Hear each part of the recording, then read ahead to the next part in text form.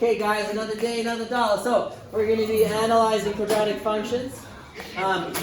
Today we are specifically going to be looking at, so we're going to take general format, which is that one right there. Right? And what does general format tell you? Well, it can tell you the y-intercept really quickly, right? It's just a constant term. Because when you plug in x equals 0, those go away. So the general format tells you the y-intercept really quickly. If you want to know the x-intercepts, as long as the equation is factorable, you can find them. So when you take your general form, which is that one, and you put it and you factor it, that's called factored form. So here's the general formula for factored form. Okay, so there's the recognition that you could pull out a number, and that would be your a term in front, and then you got your first root and your second root. Okay? We've talked about this a couple times, but you can use the formula x equals x1 plus x2 over 2 to find the x value of the vertex. So once you have your two x-intercepts, if they exist, that's one method you can use to find the x value of your vertex. Because factored form doesn't immediately tell you your vertex, right? Standard form does. Factored form doesn't. Once you have this, you get the y value by subbing into the original equation. So sub x into the original equation. And we also talked about, hey, what if there are no roots? Then you can use the formula to find the x value of your vertex. Negative b over 2a. Right? This formula also makes sense too, right? Because if these are your x-intercepts, parabolas are symmetrical, so exactly in between your two x-intercepts, you'll find your vertex. So that's why you just add them up and divide by 2 to find the average. Okay, so that's where that comes from. So let's try a question. Here's our first one. So we're going to determine characteristics of a quadratic from factored form. Okay, the quadratic we're going to look at is this one, x squared plus 2x minus 24. And basically we want the whole shebang. The x-intercepts, the vertex, axis of symmetry, and the range. Alright. So let's see if we can factor this one. It's just a regular factoring type question. A is equal to 1. So I'm going to just start doing my work down here. Just going to recopy it 1 second. So x squared plus 2x minus 24. So there's no greatest common factor I can pull out. So I'm just going to start doing that. So I'm looking for two numbers that multiply to negative 24 but add to 2. What do we got? 4 and 6. And then to make the signs work, I need positive 2, so the bigger one is going to have to be positive. So positive 6 and negative 4. So now you have it in factored form, and you can get your x-intercepts. So just write x-intercepts, y equals 0. Okay, so you're going to go 0 equals, I'm just going to show all my work here. So now that you're here, you're going to use the zero product property. Right? That just means that, hey, if any of these binomials evaluates to 0, the whole equation is going to be 0, and that's what we're looking for. So we're going to solve 0 equals x minus 4, and we're going to solve 0 equals x plus 6. So your two x-intercepts are x equal 4, x equal negative 6. And you're going to be a happy, happy boy and or girl. Because now we can find, did it ask us for the vertex? Yes, we need to find the vertex. So to find the x value of the vertex, you're going to go back here. Make sure you label it, right? So you can just write vertex. Right, so you can write your equation here. So you're going to take your two roots, add them up, divide by 2. Right, so my roots are 4 plus negative 6 divided by 2. So 4 plus negative 6 is negative 2. Negative 2 divided by 2 is negative 1. So that's the x value of the vertex. Okay, and then to get the y value, so I'm just going to write y vertex. It's up to you. You can go back to this equation, like to your original one. You could go to your factored one. It really, whatever looks good to you. I'm just going to go back to the original. That's my preference. So here's the original, x squared plus 2x minus 24. And I'm going to plug in x equal 1. So I'm going to see if I can squeeze this in here. never do this, but I had to kind of go down here because I'm running out of room. So I got -1 squared, which is 1. And then I got -1 times 2, which is -2, and then subtract 24. So overall I get -25? Yep. Excellent. Okay, and then you should just write it as a coordinate. So I'm just going to write vertex. So I had -1 for x, -25 for y. And that's good. What were they asking? Axis of symmetry. So that's always the x value of the vertex, so axis of symmetry. So it says x equal -1. And then they were looking for the range. Let's give you a moment to make sure you got that all down.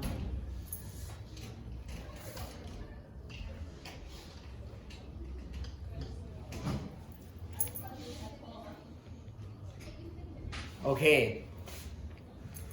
So is this parabola opening up or down? Very good. It's opening up because when you go and you look at the original equation, the a value is positive. It's +1. So it opens up. So when it opens up, that means that we have a max or a min. We've got a minimum. Okay, so when it's a minimum, like, you know, your parabola is going to look, you know, something like this.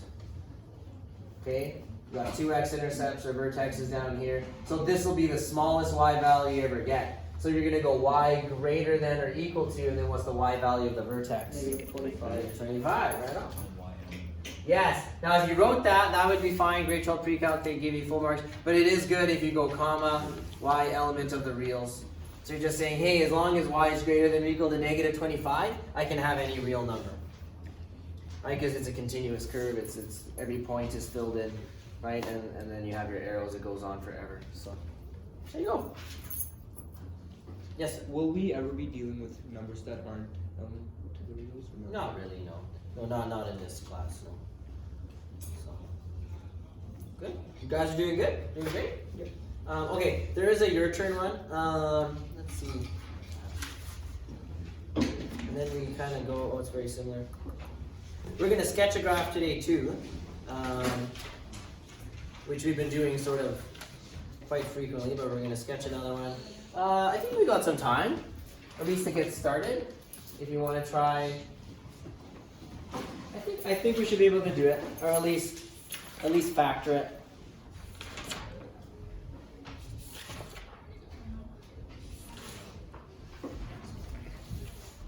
We'll just get started, at least. So it's the same question. And it just says identify the intercepts, the equation, the axis symmetry, the coordinates of the vertex of this graph.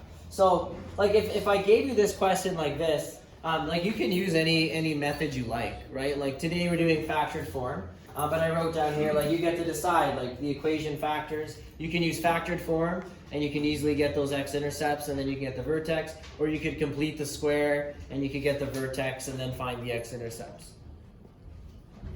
So, how about we practice factoring it, because that's what we're doing today, right?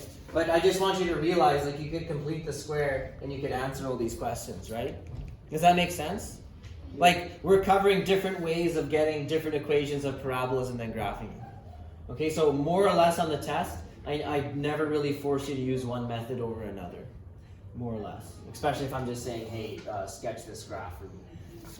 So this one, if we're going to factor it, let's check, like, is there a greatest common factor you can pull out, make the numbers easier? No, it doesn't look like it. Right, so then this is a decomposition question. If I can switch to...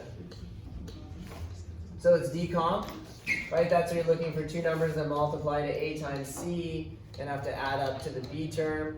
So in this case, we needed to add up to -16. What's 4 times 15? 60? Yep. Okay, so 60.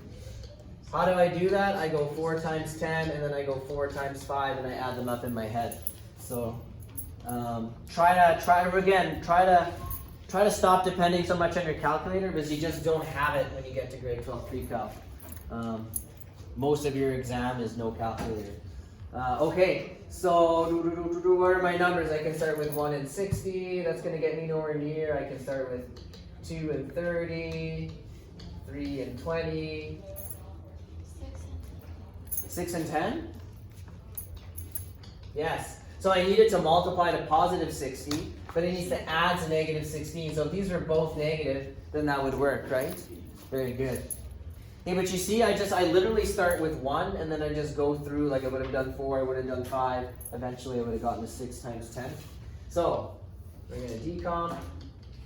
So rewrite it, rewrite it, when possible. I mean, it doesn't really matter the order you write the factors in. You'll have different work if you write it in a different order. And remember, it's called decomposition because you're just rewriting that middle term. Okay, so I always double check. Is negative 6x minus 10x, is that still negative 16x? Right, so that's the nice thing about the algorithm is that you can sort of check your work as you go, make sure you're getting the right answer. Okay, so that looks good. So then I'm going to look at the greatest common factor for the first two terms. And I like to jump straight to the answer now. So what can I pull out from the first two terms? 2x. So I write that number here. And then in this bracket, I'm going to write the answer to when I pull out 2x. So I would get 2x minus 3. And I can double check. 2x times 2x is 4x squared. 2x times negative 3 is negative 6x. So that looks good. Then I'm going to look at the last two terms. I need to get 2x minus 3. I'm noticing this is negative, so I'm going to pull out a negative. What do you guys think? 5. Okay, when I pull out negative 5, I would get 2x. And 15 divided by negative 5 is negative 3, so that works. You're done. You factored it. From here, I'm going to stop here because then it's the same as the last example, right? We could do our x-intercepts, y equals 0, right? And then we would get our vertex. How would we get the x value of the vertex? x1 plus x2 divided by 2. x1 plus x2 divided by 2. How would we get the y value of the vertex? Right? Sub in x, right? Exactly the same as the last one. We have a tight timeline today, so that's as far as I'm taking that one. If you want to see it after, just come and we can do it together. Okay. I wanted to review decomposition. Yeah, I got answers. Like, yeah, I can give you answers if you want to check later. Like, the vertex that I got was 2, negative 1. So your axis of symmetry is 2. Is that all they want? Yeah, coordinates of the vertex, axis of symmetry, and the x-intercept. So, there you go. Okay. Okay. We're going to do some graphing now. Okay, so we're graphing from general form. Which means that you got to pick a strategy and either put it in factored form or put it in standard form, so that you can get the vertex and all the things that we're looking for, right?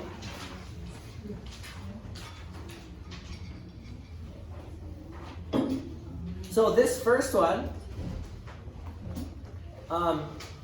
negative 60 and 4, like it's going to be factorable. So let's do it. Let's do it by doing factored form. So part A, we'll do it by going to factored form. In part B, I already say that it doesn't factor, so we'll probably end up completing the square. So we'll use CTS. That way we get to review both methods. Okay.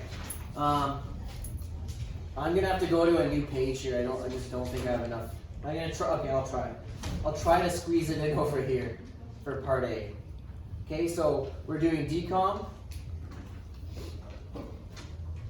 And I need two numbers that multiply to 4 times negative 15. So I need to get negative 60, but they need to add up to 4. And I need to be a little lazy and not make my table. Because I remember from the last example that 6 times 10 was 60, right? But now I need it to multiply to negative 60 and add to positive 4. So which one's going to be negative? 6. The 6. Right, so that gives me negative 60. When I go negative 6 plus 10, I get 4. Okay, so those are my two numbers. So I'm going to start decomposing this middle term. So I'm going to go 4x squared Again, the order you write it in doesn't really matter, but I'm going to go negative 6x plus 10x minus 15. I'm going to go equals y. Because you can't lose your equals y. If you lose your equals y, you'll lose half a mark in grade 12 pre-calc. Okay? So, same thing. Look at the first two factors. What can you pull out? What does it look like? So between 4 and 6, greatest common factor is 2. And then yeah, between x squared and x, it's x, or 2x. And then go 4x squared divided by 2x, you get 2x. Negative 6x divided by 2x, you get negative 3. And then I like to double check. I multiply them back together, make sure I get back to where I started. Okay, and then the last two factors, looks like I can pull out a positive 5. And then 10x divided by 5 gives me 2x, negative 15 divided by 5 gives me negative 3. I'm done. So now I can find my x-intercepts. So x-intercepts, y equals 0. Please, please, please set your work up like this on any question you do, because it's organized. If I'm marking it, I can clearly see what you're doing. If I'm guessing what you're doing, I can't mark it, because I can't guess what I think you were doing. I need you to show me that you know. Okay, so use the headings and stuff. It's really useful. All right. So it's okay, by the way, like if you want to just jump straight to the answer, like at this point you could go x equals an answer, x equals an answer. I'm not going to do that because it's the notes, but I just want you to know it would be fine if you did that. So the first one I get negative 5 over 2. And because I'm going to be graphing it, I'm going to go, well, that's negative 2.5, right? Did I make a mistake? Move that over. I don't think so. Is it good? Everyone's good? No, if you pull out 2x, it's negative 6. Why am I pulling out 2x? I'm just taking this and setting it equal to 0. No, but go off like you would after this. Unless I factored it wrong? yeah, because if it's negative 6 and you're pulling out 2x. No, I didn't That's factor it right. wrong. Oh, am I just on crack? Yeah, it's okay. I'm just looking at my notes. I didn't factor it wrong. I'm good. Is everyone okay? Yeah. I got lots of people saying I factored it right. Yeah, Kevin just. Don't say no. I mean, I make mistakes all the time, so that's why I'm always worried whenever someone's like, okay, take the second set of brackets. Let's keep moving because we got lots to do. Second set of brackets, move that over there. So you get 3 over 2, which is 1.5. All right. What else do I need to graph it? The vertex? Yes. Yeah. So let's get the vertex. So I'll just write x vertex because it's the x value. I'm going to go x equals x1 plus x2 over 2. Now, because my decimals are nice, there's nothing wrong with popping in your decimals. So negative 2.5 plus 1.5 divided by 2. So that's going to give me 1/2. Negative 1/2. Yeah, you're right. Sorry, negative 1/2. So negative 1/2. Now it's sort of up to you. Like, do you want to go plug in 1/2 over here, or do you want to go back to your original equation? In this case, it's really going to be easier if I go to the factored form, because 2 times 1/2 is going to be 1 every time, and then I'm not squaring stuff. I'm not squaring fractions. So let's see. So over here, I'll get the y value of the vertex. So again, I'm going to go to my equation, my factored form. So here's my factored form. I'm going to recopy it. Oh, yeah. So plugging in 1/2. So 2 times 1/2 plus 5. And then 2 times 1/2 minus 3. So 2 times 1/2 is 1. So 1 plus 5 times 1 minus 3. No, it's negative 1/2, yeah. So negative 1/2, negative 1/2. So I'm going to get negative 1, negative 1. Sorry about that. Thanks. There, now that's teamwork. Okay, so I forgot the negative in case you missed it. So like 2 times negative 1/2 is negative 1 in both cases. Okay, so work out what you get in the brackets. So I get 4 in the first bracket. I get negative 4 in the other bracket. So the y value of my vertex looks like it's negative 16. Okay, so the vertex is at negative a half, comma, negative 16. All right, that's really, we're probably going to need, do we always need to find the y-intercept? Is there always a y-intercept? First question. Yes. There's always a y-intercept. And do I need to find it? Generally, yes. Okay, generally, yeah. How do I find the y-intercept? Plug in x equals 0. So it'd be convenient to go back here and be like, all right, y-intercept, x equals 0, and what do you get? Negative 15. Okay, so now I have all the info I need. I got the x-intercepts, I got the vertex, I got the y-intercept. That's what you need to graph a quadratic. As far as your scale goes, I'm going to make the scale on the x-axis just going up by 1s, and then on the y-axis, because I only have 0 to 10, I'm gonna go and do negative 2. So it's going to be 2 units per square. Okay. So I'm going to do the vertex first. So 2, 4, 6, 8, 10, 12, 14, 16. Okay. So right there. And you can label it. So it's negative a half, comma, negative 16.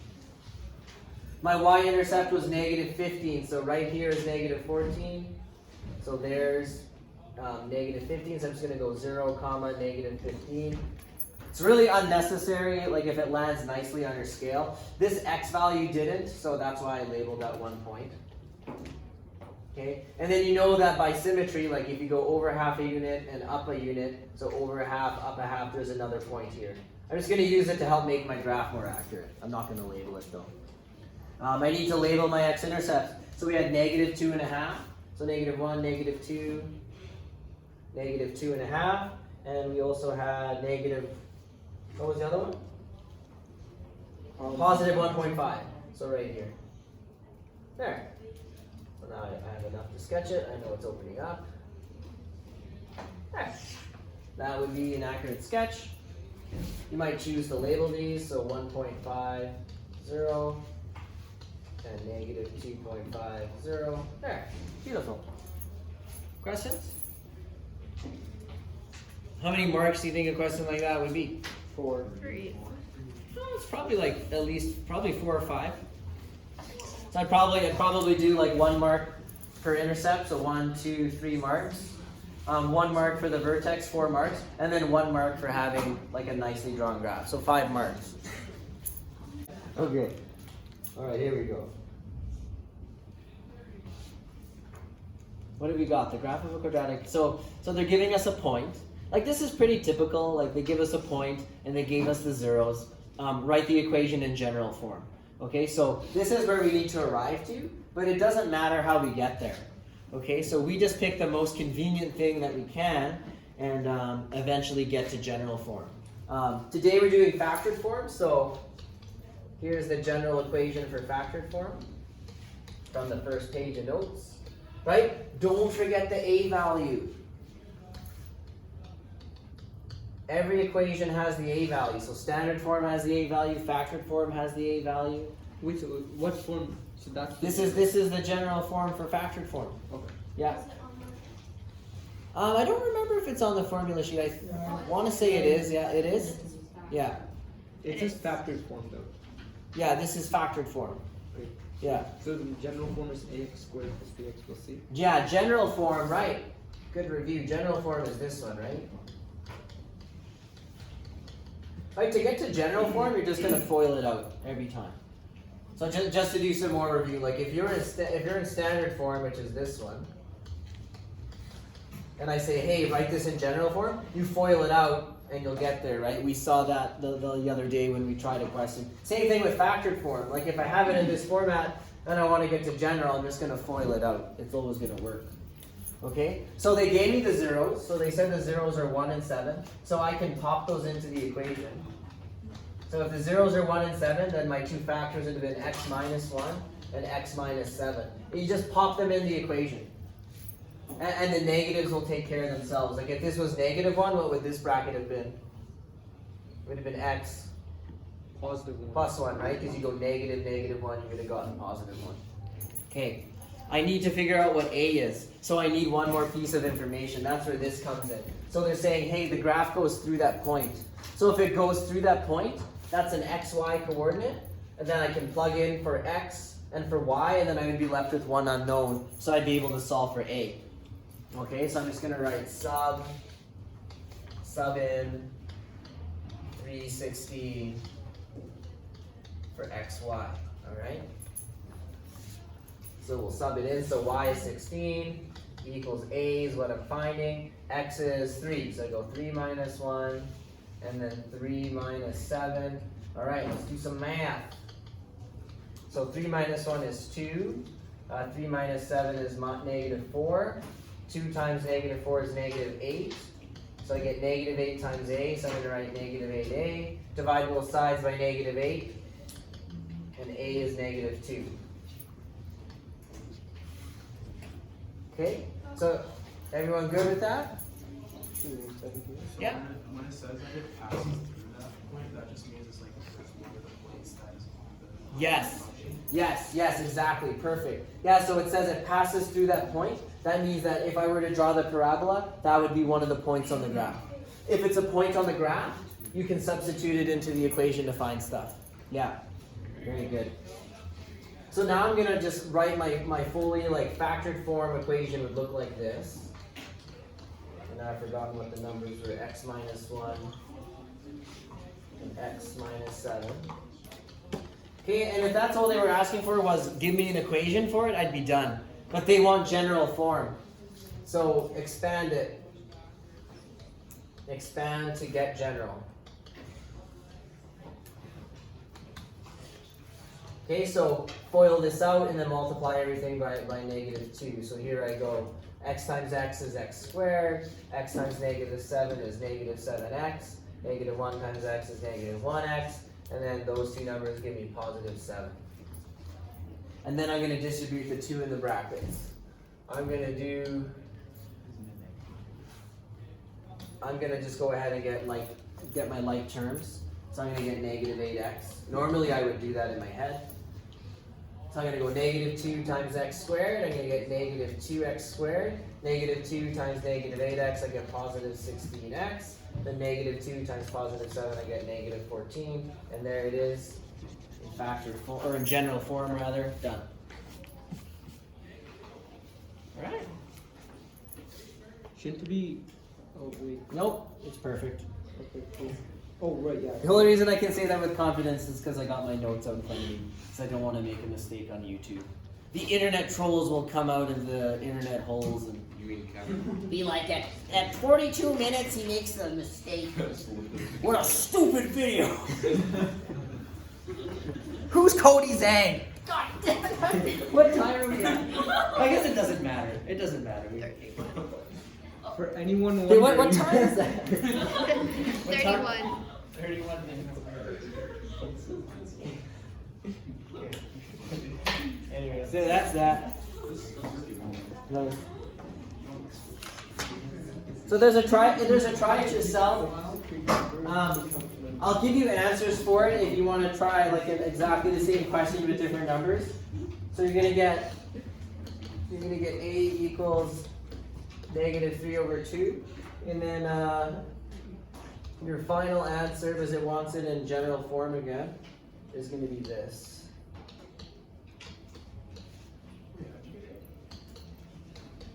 Did you just skip past all the work? Yeah. Okay, I thought somehow you No. Because there's still one more question I want to do, and we got about 8 or 9 minutes here, so. And also, like, this is exactly the same question with different numbers. So the reason I put these in it is for 2 reasons. So you can go home and maybe try a different example, right? So you can review the one in your notes and then try a fresh one.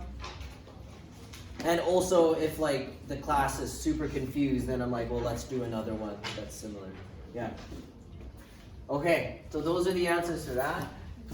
The last thing I wanted to try was a question where they give us a graph and what do we got to do? So it says write the general form of the quadratic equation represented by, this diagram, and then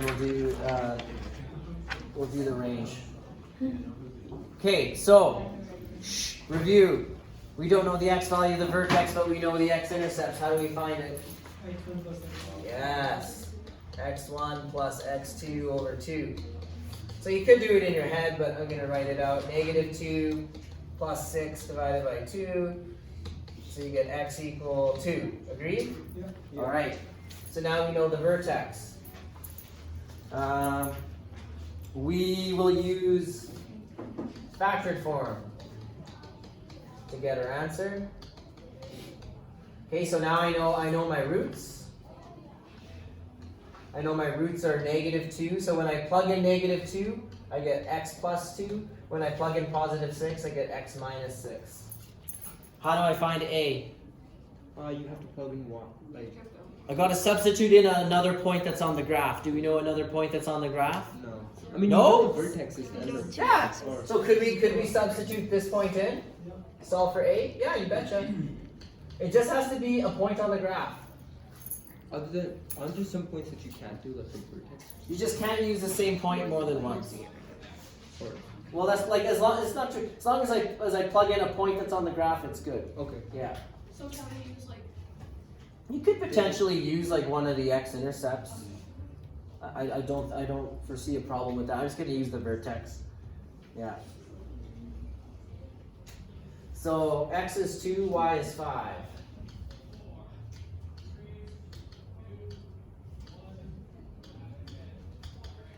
Alright, so I get 5 equals 2 plus 2 is 4, 2 minus 6 is -4, so you get 5 equals -8, or my bad. 4 times -4 is -16, so I get -16. Divide both sides by -16. The good news is you get to leave your answer like that. Okay? It's gonna be ugly. Oh my goodness. Ah.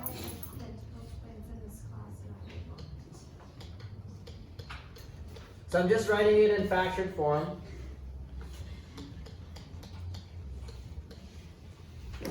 Okay. But it wants it in general, so I'm going to FOIL that out and then multiply everything by -15 over 16.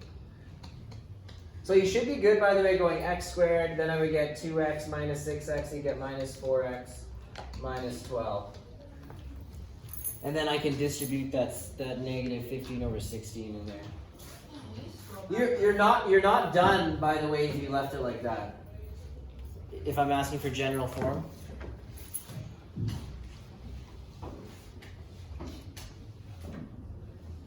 So yeah, I'll start bringing this in, so multiplying each term by that. So the first one's easy. Let's get -15 over 16 x squared. My negative kind of turned wacky, so there you go. Yeah. Now, 5 over 16 times 4 over 1, because we got the 4x. Those are both divisible by 4. So 4 divided by 4 is 1, 16 divided by 4 is 4. So I get 5x over 4. So my coefficient is 5 over 4 times x. And then I'm going to do the -12 as well. So -12 over 1 times 5 over 16. They're both negative. So I'm going to get positive. And then 12 and 16 are divisible by 4. So 12 divided by 4 is 3. 16 divided by 4 is 4. I get 3 times 5, 15. 1 times 4, 4. So I get 15 over 4. Oh, yeah, I did it right. Yeah! Hooray! There it is. I'll just... oh my gosh. Okay.